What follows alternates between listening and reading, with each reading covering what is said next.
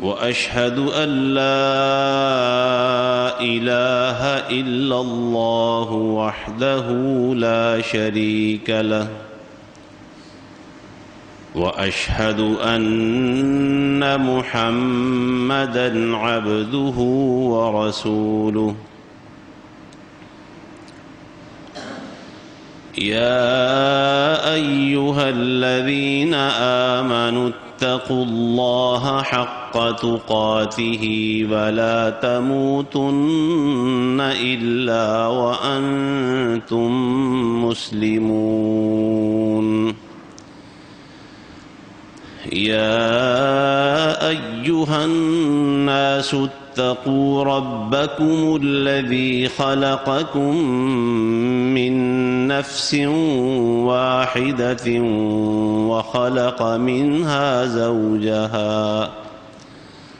وخلق منها زوجها وبث منهما رجالا كثيرا ونساء واتقوا الله الذي تساءلون به والأرحام إن الله كان عليكم رقيبا يا أيها الذين آمنوا اتقوا الله وقولوا قولا سديدا يصلح لكم أعمالكم ويغفر لكم ذنوبكم ومن يطع الله ورسوله فقد فاز فوزا عظيما اللهم صل على محمد وعلى آل محمد كما صليت على إبراهيم وعلى آل إبراهيم إنك حميد مجيد اللهم بارك على محمد وعلى آل محمد كما باركت على إبراهيم وعلى آل إبراهيم إنك حميد مجيد أما بعد فإن خير الحديث كتاب الله وخير الهدي هدي محمد وشر الأمور محدثاتها وكل محدثة بدعة وكل بدعة ضلالة والضلالة في النار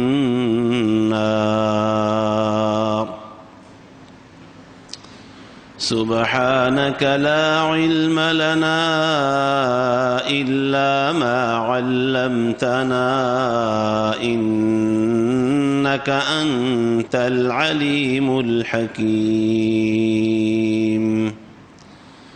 اللهم انفعنا بما علمتنا وعلمنا ما ينفعنا وزدنا علما الحمد لله على كل حال ونعوذ بالله من حال أهل النار رب أعوذ بك من همزات الشياطين وأعوذ بك رب أن يحضرون أعوذ بالله السميع العليم وبوجهه الكريم وسلطانه القديم من الشيطان الرجيم قل يا أهل الكتاب هل تنقمون منا إلا أن آمنا بالله وما أنزل إلينا وما أنزل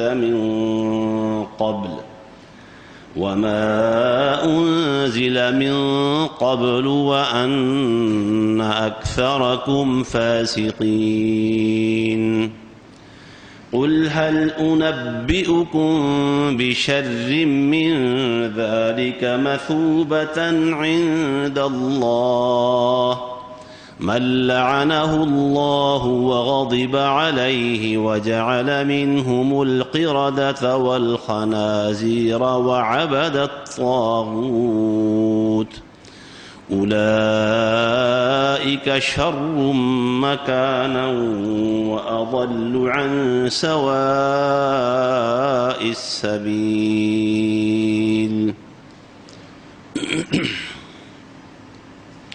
کہہ دو کہ اے کتاب والو، تمہارا ہم پر یہی الزام اور تمہیں ہم سے یہی گلہ ہے نا کہ ہم اللہ پر خالص ایمان لائے ہیں، اور تمہیں ہم سے یہ گلہ ہے کہ ہم اللہ کی نازل کی ہوئی ہر کتاب پر جو ہم پر نازل ہوئی یا ہم سے پہلے نازل ہوئی ان پر ایمان رکھتے ہیں، جبکہ اس کے برعکس صورتحال یہ ہے کہ تمہاری اکثریت فاسقوں کی ہے۔ کہہ دو کہ کیا میں تمہیں اللہ کے ہاں مرتبے میں اس سے بھی برے لوگوں کی خبر دوں؟ وہ لوگ جن پر اللہ نے لعنت کر دی اور جن پر اللہ کا غضب نازل ہوا، ان میں سے کئیوں کو اللہ نے بندر بنایا، کئیوں کو خنزیر بنایا، اور کئیوں کو ان کے گناہوں کی سزا دینے کے لیے اللہ نے طاغوت کے پجاری بنا دیا انہیں۔ یہ لوگ مرتبے کے لحاظ سے بہت برے اور سیدھے راستے سے سب سے زیادہ گمراہ ہیں۔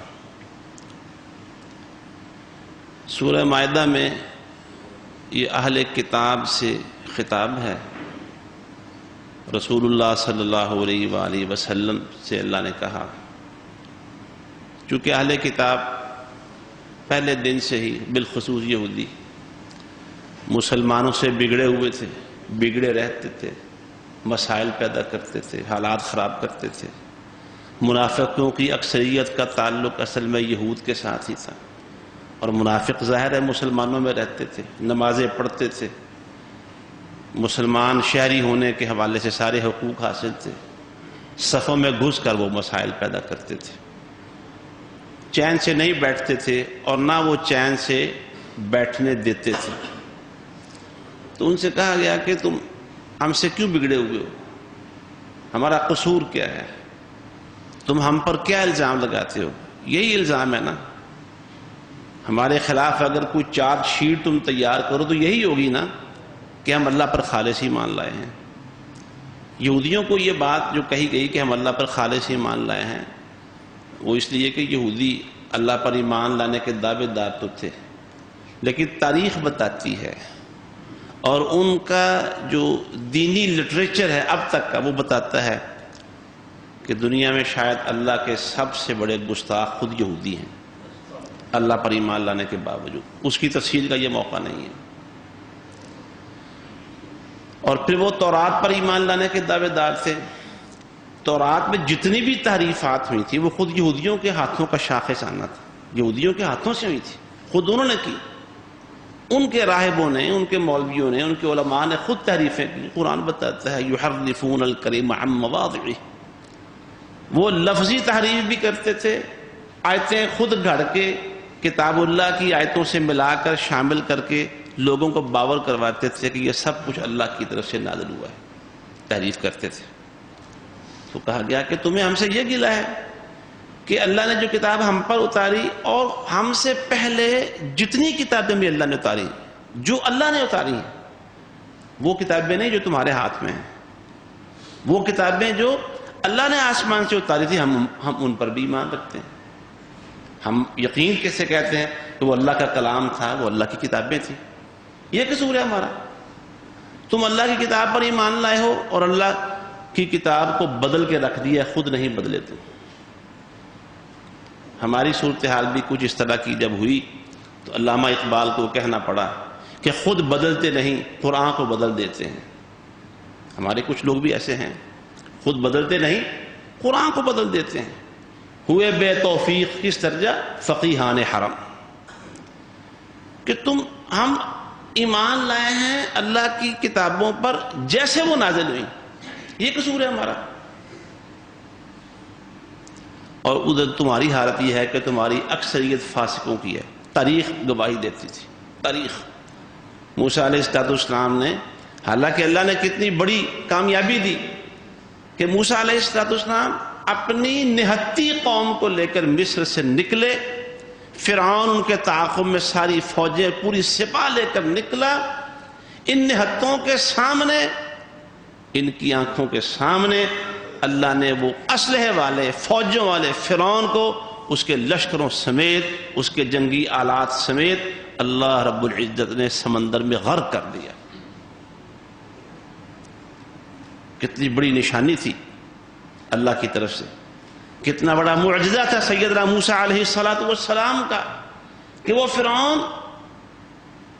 کہ اس کا نام سن کر بنی اسرائیل کے دل دھڑکتے تھے خوف کی وجہ سے، اس کا نام ہی ان کو ڈرانے اور خوف زدہ کرنے کے لیے کافی تھا، لیکن اللہ نے ان کے سامنے غرق کر دیا۔ اچھا وہ کہہ رہے تھے نہیں فرعون مار نہیں سکتا، فرعون اس قدر ان کے اعصاب پر، ان کے دل و دماغ پر چھایا ہوا تھا، حاوی تھا، کہنے لگے نہیں وہ مر نہیں سکتا ہے، وہ کہیں چھپ گیا ہے، روپوش ہو گیا، ہمیں دھوکہ دے گا وہ۔ اللہ تعالیٰ نے اس کا بھی علاج کر دیا، سمندر کو حکم دیا کہ اس کی لاش باہر کنارے پر پھینک دو۔ جب کنارے پر پڑی لاش نظر آئی تو پھر انہیں یقین ہوا۔ اچھا اس کے بعد اللہ تعالیٰ نے حکم دیا موسیٰ علیہ السلام کے ذریعے کہ چلو جہاد کرو، ارض مقدسہ اللہ تمہیں پہلے سے کہہ دیتا ہے کہ فتح تمہاری ہے، اللہ کی مدد تمہارے ساتھ ہے، تم جہاد کے لیے نکلو، ارض مقدسہ فتح کر کے وہاں اللہ کی حکمرانی قائم کر دو۔ اچھا اس کیا کہتے پیروں پر ہی مکر گئے، کہتے یہ نہیں ہو سکتا ہم سے۔ یہ ایک یعنی شروع دن سے یہ ایک مثال سے دی۔ اللہ نے کہا کہ اے نبی ان سے کہیے ہمارا یہ قصور ہے کہ ہم ایمان میں پورے ہیں، اللہ پر ایمان میں، کتابوں پر ایمان میں، اللہ کے اطاعت گزار، فرما بردار، وفا شعار بندے ہیں، یہ قصور ہے ہمارا۔ اور ادھر تم اپنی حالت دیکھ لو، وَأَنَّ أَكْثَرَكُمْ فَاسِقُونَ، تمہاری اکثریت فاسقوں کی ہے۔ میں نے عرض کیا کہ یہ یہودی اللہ کی کائنات میں، اللہ کی مخلوقات میں سے اللہ کے بدترین گستاخ لوگ ہیں، نبیوں کے بدترین گستاخ، نبیوں پر ایمان لانے کے باوجود نبیوں کے قاتل۔ حضرت عیسیٰ علیہ السلام کو بھی قتل کی سازش کی تھی لیکن کامیاب نہیں ہو سکے۔ ہمارا ایمان و یقین ہے، قرآن نے بتایا ہے۔ عیسائی کہتے ہیں کہ قتل ہو گئے، سولی چڑھ گئے تھے، لیکن ان کا دوبارہ ان کے ظہور ہونے کا عقیدہ بھی موجود ہے کہ مسیح موعود ظاہر ہوں گے دوبارہ۔ یہودی بھی کہتے ہیں کہ ایک مسیح آئے گا دوبارہ، ہم اسے مسیح دجال کہتے ہیں۔ اصل موضوع ہمارا واپس اس کی طرف آتا ہوں۔ یہ جو نبیوں کے قاتل ہونے والی بات ہے، اور حضرت عیسیٰ علیہ السلام کو بھی انہوں نے اپنے طور پر قتل کرنے کی کوشش کی۔ اللہ نے ہمیں قرآن میں بتایا وما قتلہ یقینا، یقینی طور پر انہوں نے قتل نہیں کیا، بل رفعہ اللہ الیہ، اللہ نے انہیں آسمان پر اپنے پاس اٹھا لیا تھا، بلا لیا تھا۔ لیکن یہاں ایک نقطہ موجود ہے۔ ہمارے مولانا فضل الرحمن بن محمد الازہری حافظ اللہ تعالیٰ اپنے خطاب میں وہ بات کہہ رہے تھے، کہتے ہیں مجھے عیسائیوں پر بڑا تعجب ہوتا ہے، کہتے ہیں یہ عیسائی لوگ بڑی بغیرت قوم ہے۔ عیسائی لوگوں کی بات کر رہے ہیں کہ وہ کہتے ہیں کہ ہمارے نبی عیسیٰ علیہ السلام سولی چڑھ گئے، اور یہ بھی پتہ ہے کہ سولی چڑھانے والے کون تھے؟ یہودی تھے۔ ان کے خیال یعنی ہمارا تو یقین اور ایمان ہے کہ اللہ نے ان کو بچا لیا تھا، اٹھا لیا تھا، لیکن عیسائیوں کا عقیدہ یہ ہے کہ وہ سولی چڑھ گئے۔ چڑھانے والے کون تھے؟ یہودی تھے پیچھے۔ ایسے بے غیرت لوگ ہیں کہ یہودیوں کو اپنے نبی کا خون معاف کیے ہوئے ہیں۔ یہ بات یہ ہے، یہودی جو ان کے خیال کے مطابق حضرت عیسیٰ کے قاتل تھے، قاتل ہیں، ان عیسائیوں نے یہودیوں کو حضرت عیسیٰ کا خون معاف کیا ہوا ہے، عیسائی یہودیوں کے ہاتھوں میں کھلونا بنے ہوئے ہیں۔ خیر ہم آگے بڑھتے ہیں۔ تو یہ اللہ کے نبیوں کے قاتل، اپنے محسنوں کے گلے کاٹنے والی قوم، اور مسلمانوں کو یہ الزام دیتے کہ یہ تم عجیب بہت، وہ مشہور ہے، حکایت ہی ہے ویسے تو، لیکن اس آیت کا مطلب سمجھنے کے حوالے سے کہ ناک کٹے ہوئے لوگوں کا پورا گاؤں تھا، دیہات تھا، وہاں اچانک ایک ناک والا شخص کہیں اس گاؤں میں جب پہنچا تو اس سے پہلے کہ وہ ان کو کہتا یار تمہیں کیا ہوا، سب کی ناک کٹی ہوئی ہے، انہوں نے کہا اس نے بڑا ہمارا مذاق اڑانا ہے، ٹھٹھا کرنا ہے، اس سے پہلے کہ یہ ہمارا ٹھٹھا کرے پہلے اس کا ٹھٹھا اڑاؤ، یہ ناک والا کہاں سے آ گیا۔ یعنی یہ جو یہودی لوگ ہیں، یہودی یہ خود اللہ کے بدترین نافرمان، اللہ کے نبیوں کے گستاخ اور قاتل، اللہ کی کتابوں میں تحریف کرنے والی قوم، اور اس بات پر شرمسار ہونے کی بجائے الٹا مسلمانوں کو الزام دیتے تھے یار تو عجیب لوگ، بڑے تم پکے مومن ہو، بڑے مسلمان ہو یار۔ تو اللہ نے فرمایا ہے نبی سے کہو کہ یہ ہمارا قصور ہے، ہمیں یہ الزام دیتے ہو، ہم سے تمہیں یہ گرج ہے، ہم سے تمہیں یہ گلہ ہے کہ ہم اللہ پر ایمان لائے، اللہ کی کتابوں پر ایمان لائے ہیں، اور تمہاری حالت یہ ہے کہ تمہاری اکثریت فاسقوں کی ہے۔ پھر فرمایا کہ کیا میں تمہیں اس سے برے لوگوں کی بات بتاؤں، اللہ کے ہاں جن کا مقام اس سے بھی گرا ہوا اور بدتر ہے۔ کون لوگ ہیں وہ؟ جن پر اللہ کی لعنتیں ہوئیں، اللہ کا غضب ٹوٹا، اور اللہ کے غضب کی یہ انتہا ہوئی، ایسی مار پڑی بعض لوگوں پر، اللہ کو اتنا غصہ آیا، اللہ نے ان کے چہرے بندروں جیسے بنا دیے، اور کئیوں کو اللہ نے سور بنا دیا، اور کئیوں کو اللہ نے زندہ تو رہنے دیا اپنی اصلی انسانی شکل میں، لیکن ان کے گناہوں کی سزا دینے کے لیے اللہ نے اور گناہوں کے دروازے ان پر کھول دیے، اللہ نے ان کو طاغوتوں کے پجاری بنا دیا کہ خوب گناہ کر لو، ایک ہی دفعہ ہماری گرفت میں آؤ گے، تمہارے اگلے پچھلے سارے گناہوں کی تمہیں سزا دیں گے اور تمہیں عبرت کا نشان بنا دیں گے۔ یہ تو یہودیوں کی بات ہے۔ اسی بات کو آگے بڑھانے کے لیے میں ایک اور زاویے سے بات کرتا ہوں، اور اس کے نتیجے میں دعا ہے کہ اللہ تعالی ہمارے لیے بھی سبق کی راہیں کھول دے، ہم سبق سیکھیں قرآن و حدیث سے۔ جو حرام کی اولاد ہوتی ہے، قرآن و حدیث میں اس کے ایک احکام کا ذکر ہوا ہے، ہم اس کی طرف نہیں جا رہے۔ جو حرام کا نطفہ ہے، وہ بچے پیدا ہوئے ہیں، اور ظاہری بات ہے کہ پیدا ہونے والے بچوں کا اس میں کوئی قصور اور کوئی غلطی نہیں، لیکن ان کی پرورش اسلامی معاشرے میں ان کے احکام کیا ہیں، ان کا مقام کیا ہے، اس کی پوری تفصیلات الحمدللہ ہمارے فقہاء نے، مجتہدین نے، محدثین نے قرآن و حدیث سے وہ ساری تفصیلات، وہ جو فقہ کی کتابیں ہیں، احکام کی کتابیں ہیں، ان میں سب ذکر کیا ہے۔ لیکن ظاہر بات ہے اگر کوئی واقعی اس طرح کا ہو اور کوئی شخص اسے تانا دے دے تو اس کے لیے معاشرے میں بہت بڑا تانا ہے۔ ایک شخص واقعی وہ ولد الحرام تھا، اور نبی علیہ الصلوۃ والسلام کو، قرآن کو اپنے ٹھٹھے کا بڑا نشانہ بناتا تھا، اور کسی لمحے بھی نبی علیہ الصلوۃ والسلام کو چین نہیں لینے دیتا تھا۔ قرآن مجید نے ایک مقام پر اس کا ذکر کیا سورہ قلم کے آغاز میں، اور بتایا کہ وہ تو زنیم ہے، زنیم فلاں جو یہ باتیں کرتا ہے وہ زنیم ہے، اور زنیم ولد الحرام کو کہتے ہیں، حرامی بچے کو کہتے ہیں۔ اچھا باتیں اس کی ہو رہی ہیں اور بتایا جا رہا ہے، نام نہیں لیا کہ وہ تو زنیم ہے، ولد الحرام ہے۔ جب اس نے یہ بات سنی تو پریشان ہو گیا، حیران ہو گیا، یہ کیا بات ہوئی، یہ بات کہاں سے نکل آئی؟ اچھا وہ غصے سے باہر اور پہنچا سیدھا اپنی ماں کے پاس اور جا کے کہا کہ محمد نے میرے بارے میں یہ بات کہی ہے، بتاؤ حقیقت کیا ہے۔ اس کی ماں نے بھی حقیقت تسلیم کر لی کہ بات ایسے ہی ہے، تم ایسے ہی ہو۔ یہ بات سے سمجھانے کے لیے میں کہہ رہا ہوں کہ اگر کسی شخص کے بارے میں اس حقیقت کا انکشاف ہو جائے کہ وہ ایسا ہے اور اس کے کام بھی ویسے ہی ہوں۔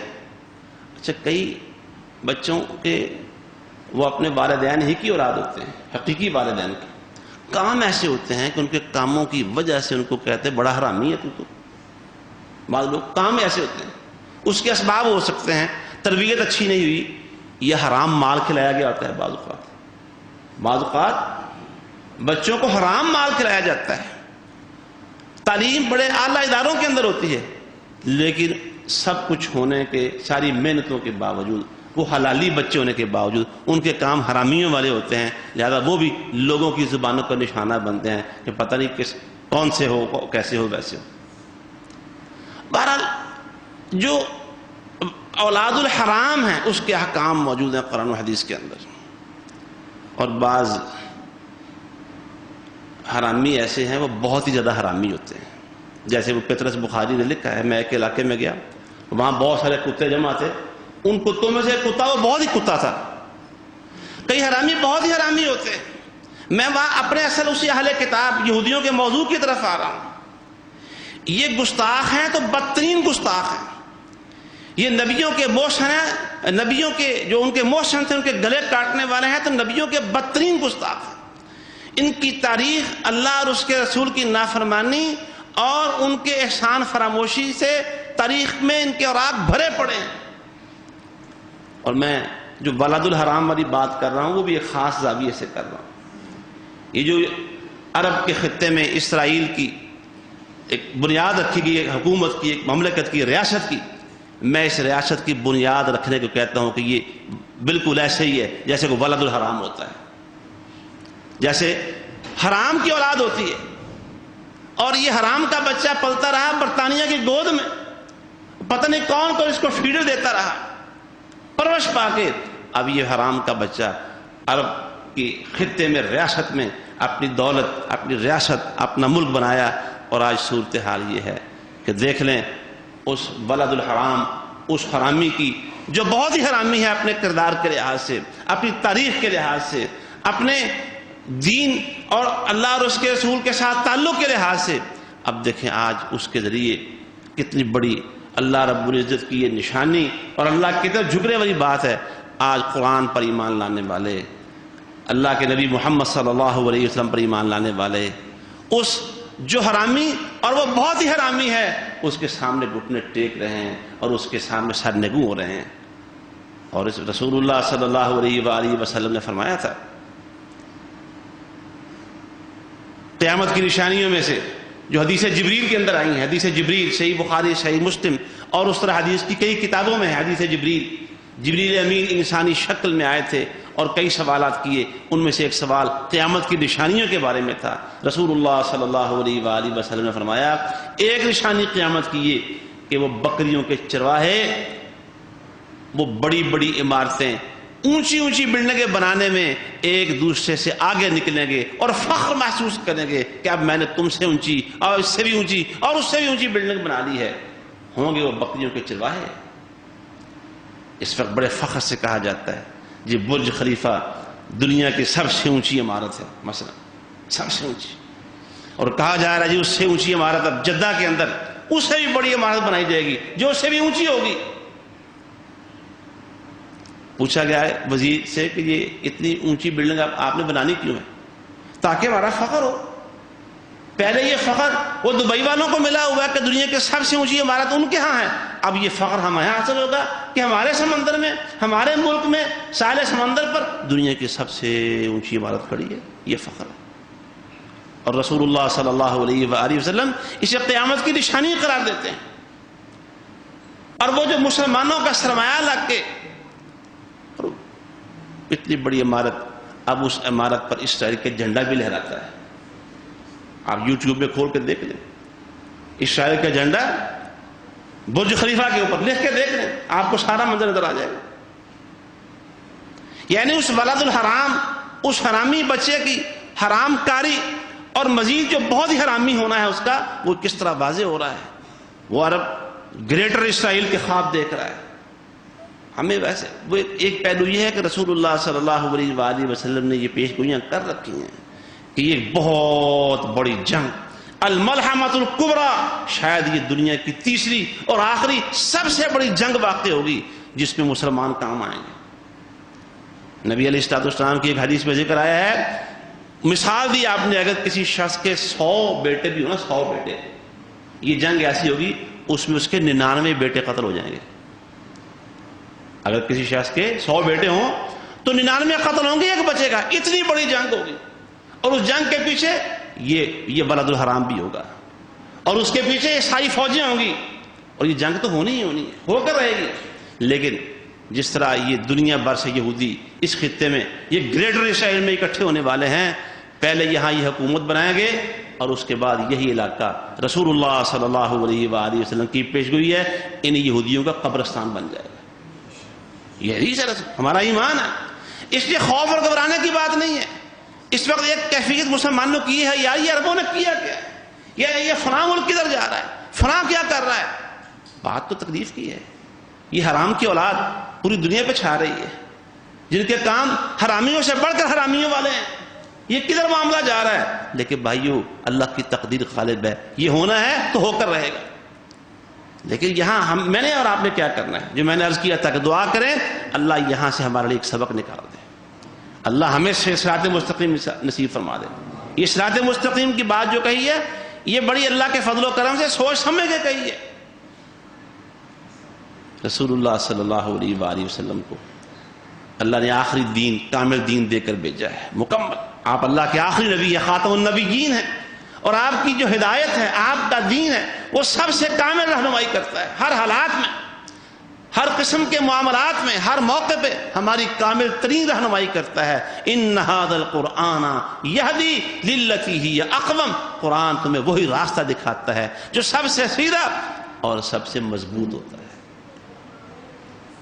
یہ قرآن ہے جو مسلمانوں کی جو مٹھی بھر جماعت ہے، جو بالآخر امام مہدی کے لشکر میں شامل ہوگی، اور بالآخر سیدنا عیسیٰ علیہ السلام آئیں گے دنیا میں، اللہ کی غیبی قوتیں لے کر ساتھ آئیں گے، ساتھ شامل ہوں گے، اور مٹھی بھر جماعت دنیا میں غالب آئے گی. وہ جو جماعت نے رہنا ہے دنیا میں، ختم نہیں ہونا، اور بالآخر وہ دنیا کے آخری انقلاب کے اندر اس مٹھی بھر جماعت سے کام آنا ہے. ان کے پاس سب سے بڑی دولت جن کو ہمیشہ زندہ رکھے ہوئے ہے، زندہ رکھے گی، ختم نہیں ہوگی، وہ قرآن کی وجہ سے ہوگی، اس قرآن کی وجہ سے. اس لیے بات گھبرانے کی نہیں ہے. مسلمان ہر قسم کے حالات کے لیے اپنے آپ کو تیار رکھتا ہے. اس نبی مکرم صلی اللہ علیہ وآلہ وسلم کے ذریعے آپ نے فرمایا، دیکھیں قرآن 114 صورتیں اس کی، سورہ بقرہ سب سے بڑی، سورہ اخلاص کی اپنی شان ہے، باقی صورتوں کی اپنی اپنی شان ہے. لیکن نماز کی ہر رکعت کے اندر، وہ نماز فرض ہو، سنتیں یا نوافل ہو، وہ رات کی نماز ہو یا دن کی نماز ہو، وہ سری ہو یا جہری ہو، رسول اللہ صلی اللہ علیہ وآلہ وسلم نے فرمایا. سیدنا عبادہ بن صامت رضی اللہ تعالی عنہ اس حدیث کے راوی، اور یہ حدیث صحیح بخاری میں ہے، کہ اگر کوئی شخص کسی نماز کی کسی رکعت کے اندر سورۃ فاتحہ نہیں پڑھتا، اس کی نماز نہیں ہوتی. یہ بات یاد رکھ لیں. جو امام کے پیچھے سورہ فاتحہ نہیں پڑھتے، وہ بھی اس حدیث کو یاد کر لیں. امام کے پیچھے ہوں یا خود امام ہو یا اکیلے نماز پڑھ لو، جس نماز میں اس کی جس رکعت کے اندر سورہ فاتحہ نہیں ہے، وہ نماز نہیں ہے. یہ فقہی والے سے مسئلہ الگ ہے. وہ فقہی منہ شگافیاں، باریک سے باریک باتیں کرنا، اس کا یہ موقع نہیں ہے.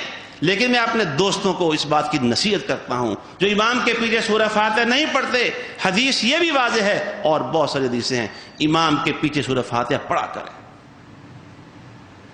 اسی سورہ فاتحہ، وہ صراط مستقیم کی بات کر رہے تھے، اہدنا الصراط المستقیم. یہ جو موجودہ سارے حالات، ایک تناظر اشارات کے ساتھ میں نے آپ کے سامنے رکھا ہے، وہ کیا ہے، سبق کیا ہے. یہ دعا ذرا دھیان سے کیا کریں، میں بھی اور آپ بھی. جو اہدنا الصراط المستقیم ہے، اور اس کو دماغ میں بٹھا کے مانگا کرے کہ مانگتے کیا ہیں اللہ سے. حقیقت یہ ہے کہ ہم لوگ، میں اگر یہ کہوں کہ ہماری اکثریت تو بھی ٹھیک ہے، اور اگر اکثریت کا لفظ چھوڑ کے میں بحیثیت مجموعی بات کروں کہ ہم لوگ اہدنا الصراط المستقیم دعا جو ہے یہ شعوری طور پر نہیں کرتے، دانستہ طور پر جان بوجھ کے وہ کام ہم کرتے ہیں جن کے بارے میں پتہ ہے یہ اللہ اور اس کے نبی کی مخالفت ہے. یہ دعا بھی کرتے ہیں، مخالفت بھی کرتے ہیں.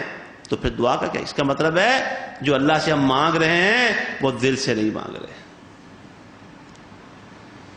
کیوں؟ نماز کے بعد جب ہم اپنے کاروباروں میں اپنے گاہکوں اور کلائنٹس کے ساتھ معاملات کرتے ہیں یا اپنے خاندان کے ساتھ اپنی برادری اور فیملی کے ساتھ رشتے ناطے کرتے ہیں، کچھ دیگر معاملات آتے ہیں تو وہاں ڈنڈی مارتے ہیں، بلکہ ڈنڈے تک مارتے ہیں.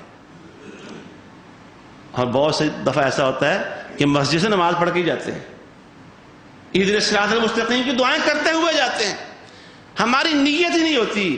اس لیے میرے عزیز دوستو، نوجوان ساتھیوں، بزرگوں، بھائیوں اور میری معزز خواتین، میں یہ اسرائیل کی بات اور ایک بلد الحرام کا ایک قصہ درمیان میں لا کے بات کی ہے، اس صورتحال کی خطرناکی آپ کے سامنے رکھی ہے، تو راستہ بھی بتایا ہے کہ راستہ موجود ہے، اللہ بتا چکا ہے. میں عرض کر رہا ہوں کہ سورۃ فاتحہ اور نماز کے دوران دھیان سے پڑھیں، بالخصوص اہدنا الصراط المستقیم کو بہت دھیان سے پڑھا تھا، کیونکہ آگے صراط مستقیم کو بالکل واضح کر دیا گیا 2 جملوں کے اندر. یہ صراط مستقیم ہے کیا؟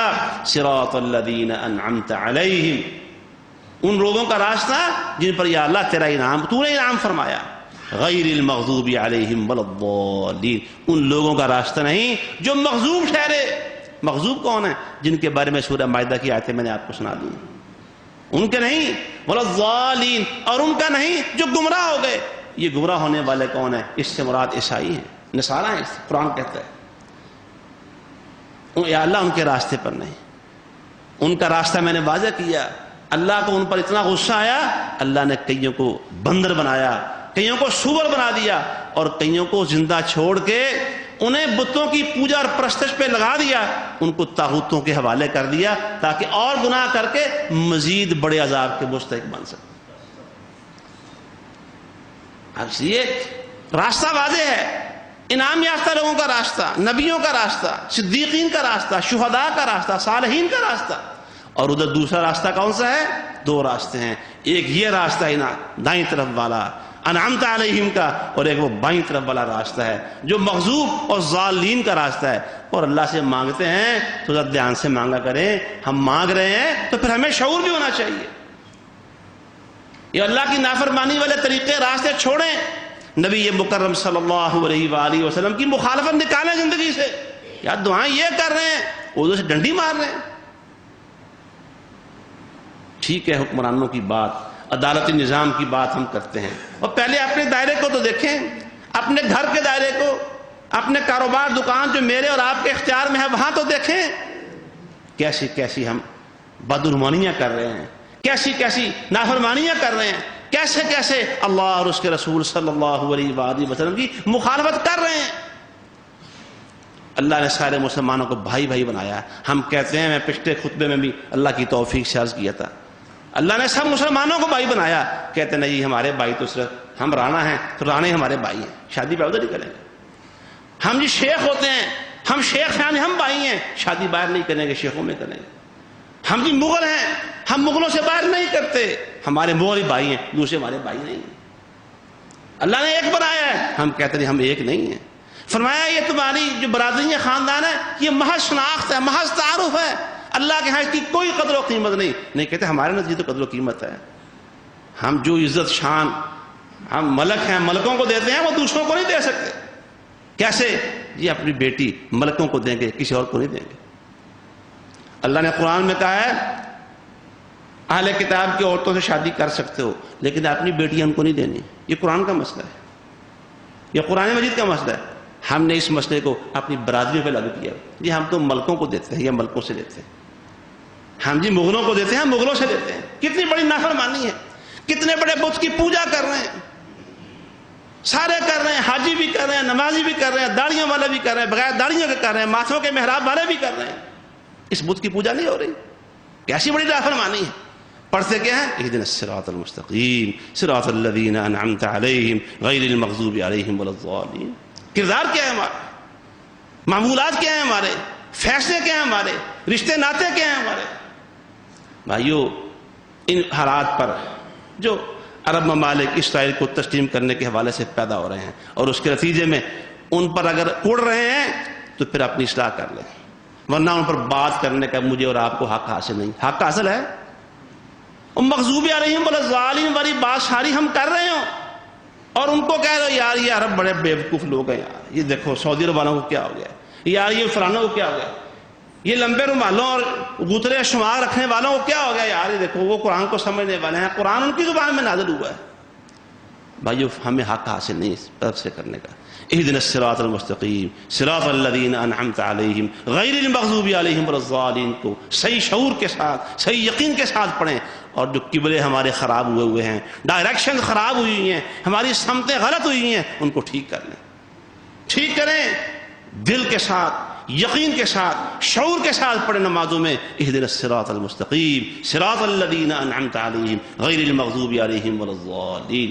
علامہ اقبال نے بڑی خوبصورت بات کہہ دی ہے، وضع میں تم ہو نصارہ تو تمدن میں حنوط، وضع شکلیں سنتے ہیں لباس دیکھیں، وضع میں تم ہو نصارہ تو تمدن میں حنوط، یہ مسلمان ہیں جنہیں دیکھ کے شرم آئیں یہود۔ اللہ ہمیں اپنا قبلہ ٹھیک کرنے کی توفیق عطا فرمائے۔ وآخر دعوانا ان الحمد للہ رب العالمین۔